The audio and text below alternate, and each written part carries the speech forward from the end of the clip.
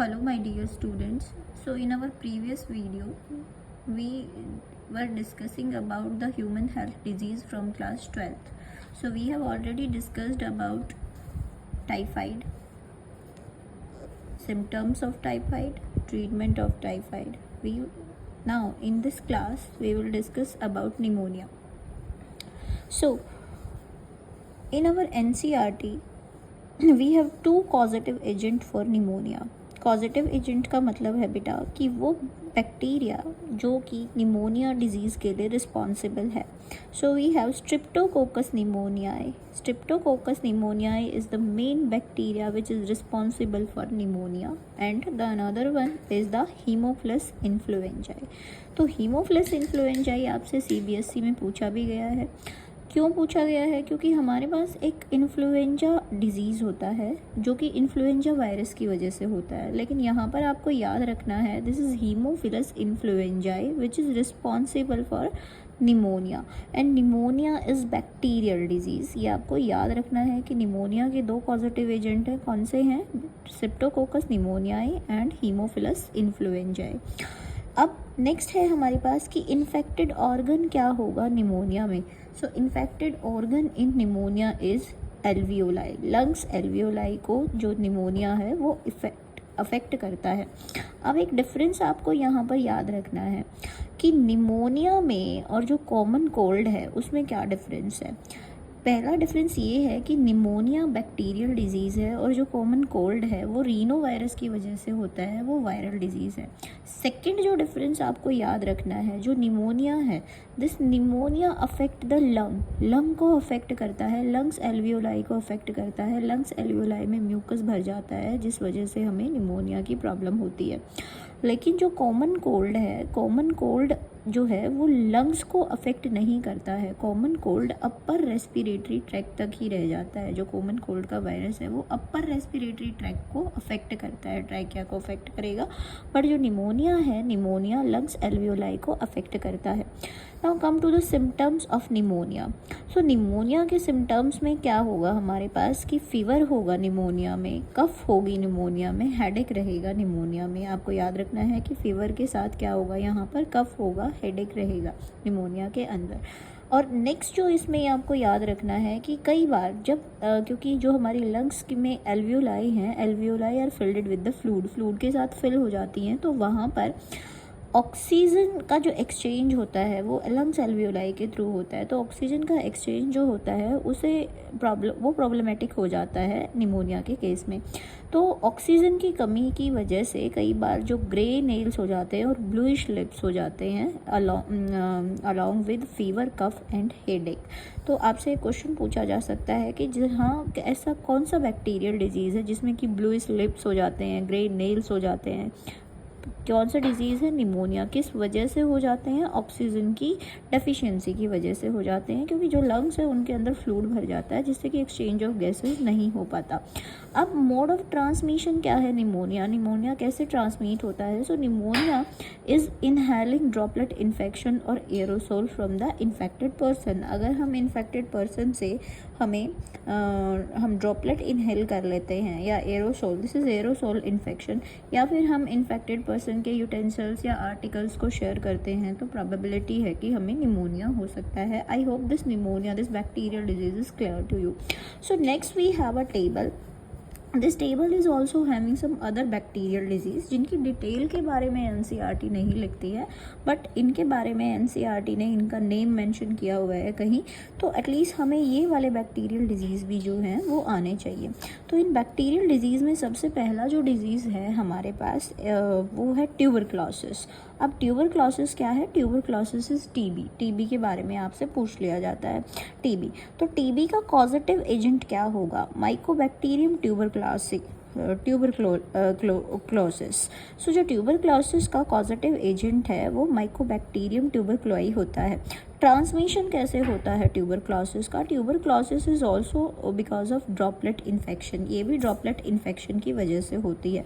Tuberculosis के symptoms क्या होंगे बेटा? ट्यूबरक्लोसिस के अंदर क्या होता है कि वेट लॉस होता है ट्यूबरक्लोसिस में, कफ रहता है ट्यूबरक्लोसिस में, फीवर रहता है ट्यूबरक्लोसिस में, और इसमें साथ में जो ब्लड है, ब्लड में ब्लड इन स्पूटम, स्पूटम के अंदर ब्लड आना स्टार्ट हो जाता है। This is the main symptom of the TB, ये टीबी का मेन सिम्टम है। तो आपको टीबी के बारे में याद रखना है कि टीबी का कॉजेटिव एजेंट कौन है, mycobacterium tuberculae is the causative agent of tuberculosis. This is droplet infection and symptoms में क्या होगा, वेट लॉस होगा, स्पूटम के अंदर ब्लड आएगा, कफ रहेगी, हाई फीवर रहेगा। ट्रीटमेंट ऑप्शन में जो आपको यहाँ पर याद रखना है, CBSE एक दो बार ये पूछ भी चुकी है कि कौन सी ऐसी टैबलेट्स हैं जो कि टीबी में हमें दी जाती हैं। सो ट्रीटमेंट के अंदर डॉट्स होता है इसकी ट्रीटमेंट का ऑप्शन, यानी कि डायरेक्टली ऑब्जर्व्ड ट्रीटमेंट होती है जिसमें कुछ एंटीबायोटिक्स दी जाती हैं जो कि ट्यूबरक्लोसिस के अगेंस्ट वर्क करती हैं। इनमें से आपको 2-3 आपको याद रखनी है, इनके हिसाब से क्वेश्चन में पूछ ली जाए, जैसे कि स्ट्रिप्टोमाइसिन,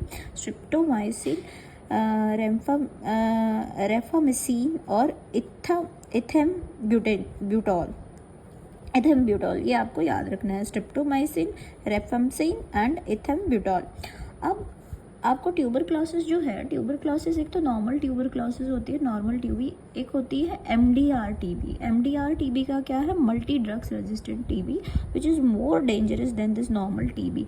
MDR का मतलब होता है मल्टी ड्रग्स रेजिस्टेंस, यानी कि जो टीबी का बैक्टीरिया है वो ज़्यादातर जो एंटीबायोटिक्स है, एंटीबायोटिक्स के लिए क्या होता है, रेजिस्टेंट होता है। तो इसलिए वहाँ पर जो कॉम्बिनेशन ट्रीटमेंट की देते हैं, वहाँ पर वो कॉम्बिनेशन ऑफ एंटीबायोटिक्स देना थोड़ा डिफ़िकल्ट हो जाता है, क्योंकि ज़्यादातर एंटीबायोटिक्स से MDR टीबी के अंदर रेजिस्टेंट होता है टीबी का जो बैक्टीरिया है, तो उसको ट्रीट करना थोड़ा मुश्किल हो जाता है। लेकिन अगर इसे कॉन्टिन्यूटी में हम यूज़ करते हैं टीबी की जो एंटीबायोटिक्स हैं, तो टीबी हमारी ट्रीटेबल है अगर ठीक टाइम पर डिटेक्ट किया जाए। So the next bacterial disease is cholera. Cholera के लिए जो कॉजेटिव एजेंट है वो आपका विब्रियो कोलेराई है। अब इसका इसका ट्रांसमिशन किस वजह से होता है, कंटामिनेटेड वाटर की वजह से ये ट्रांसमिट होता है। सिम्टम्स इसके डायरिया और वोमिटिंग हो सकती है, यानी कि लूज मोशन और वोमिटिंग हो सकती है। लूज मोशन और वोमिटिंग होने की वजह से डिहाइड्रेशन की प्रॉब्लम होती है कोलेरा के अंदर। तो ट्रीटमेंट ऑप्शन में हमें ORS लेना चाहिए और शॉर्ट टाइम टर्म के लिए हम जो कोलेरा की है वैक्सीन है, उस वैक्सीन को लगवा सकते हैं। Next we have tetanus. Tetanus is also bacterial infection and the bacteria which is responsible for tetanus is the Clostridium tetani. Clostridium tetani is responsible for tetanus. So tetanus का अगर transmission की बात करेंगे, tetanus किस वजह से होती है, तो हमें कई बार ऐसा होता है जो वूंड होता है, उस वूंड के अंदर ये जो बैक्टीरिया है, बैक्टीरिया वूंड के थ्रू बॉडी के अंदर एंटर कर जाता है, सॉयल से एंटर कर जाता है। तो एनिमल्स की फिशेस के अंदर, एक्सक्रीटा के अंदर स्पोर्स होते हैं टेटेनस के, क्लोस्ट्रीडियम टेटेनाई के, जो कि वूंड के थ्रू हमारी बॉडी के अंदर एंटर कर सकते हैं। तो ये आपको याद रखनी है ये बात कि सॉयल के through this can enter into the body, तो ये हमारा नॉन कंटेजिनस डिजीज़ के अंदर आ जाता है। टेटेनस क्लोस्ट्रीडियम टेटेनाई की वजह से होता है। और मेन अगर इसके सिम्टम की बात करें तो jaw locking is the main symptom for the tetanus. इसके अलावा मस्कुलर स्पैम्प हो जाते हैं, मसल्स में पेन होता है। जॉ लॉकिंग में भी जॉ की मसल्स होती हैं, वो क्या होंगी, जॉ की मसल्स जो है वो लॉक हो जाती है यहाँ पर। नेक्स्ट पॉइंट जो आपको बच्चों यहाँ पर याद करना है, फिलहाल के लिए आपको याद रखना है, जब हम इम्यूनिटी के बारे में डिस्कस करेंगे तो हम एंटी टेटेनस सीरम के बारे में आपको बताएंगे।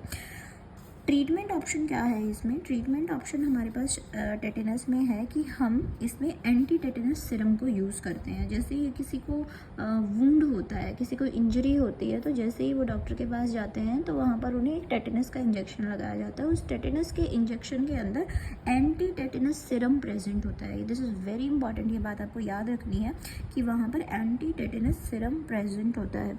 जब हम इम्यूनिटी करेंगे तो वहाँ पर हम डिस्कस करेंगे कि पैसिव और एक्टिव इम्यूनिटी होती है। और जो पैसिव इम्यूनिटी होती है, पैसिव इम्यूनिटी में एंटीबॉडी दी जाती है।